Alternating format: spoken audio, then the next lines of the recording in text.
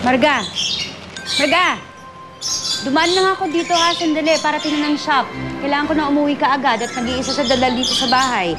Alam mo ba, naisip ko, kumuha tayo ng maid para may nagbabantay sa kanya pag wala tayo. Okay, ate.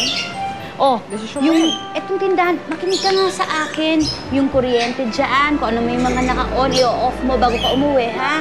Okay, ate. Pagkatapos yung items, tatakpan mo. Okay, Nakakalimutan ate. mo na yan minsan. Opo, okay, I-unplug mo yung mga naka-plug. Nakikinig ka ba sa akin? Opo, ate. O, Okay po. pagkatapos, meron pa yung... Ano ba na sabi ko? Items? O, lahat yun, ha? Okay, ate. Okay, ate. Puro na lang ako okay, ate. May problema ka ba, Marga? Problema? Ako may problema? Wala kaya. Baka ikaw meron. Kung ano yung tampo mo o galit mo sa akin, diretsuhin mo ako. Wala akong oras dyan sa kaartehan mong ganyan at babalikan ko pa sa Dadalita. Yun na nga yung kinakabahala ko, ate.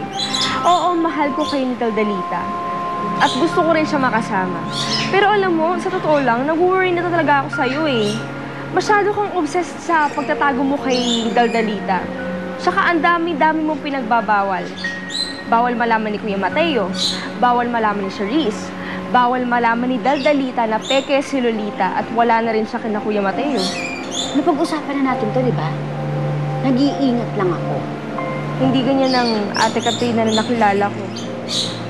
Masyado ka lang nilamon ng kagustuhan mo na alagaan si Dalita na nagsisinungaling ka na sa mga taong nakapaligid sa'yo, sa mga taong mahal mo at sa mga taong mahal ka.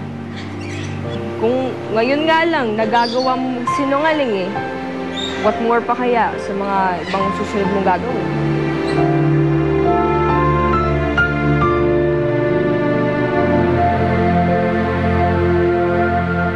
Katrina, kung ako'y pagagalitan mo lamang at sisisihin eh, wag na. Dahil alam ko na kung saan ako nagkamali. Ha? Hindi yan ang ipinunta ko rito. Gusto ko... Mateo! I'm back! Aampunin ko si Dalita. Gagawin kong legal at formal yung pagstay niya sa akin. O eh, ano bang maitutulong namin sa iyo? Wala po. Pero kayo, meron po kayong kailangan sa akin. Pak Mateo, alam ko po kung nasan si Dalita.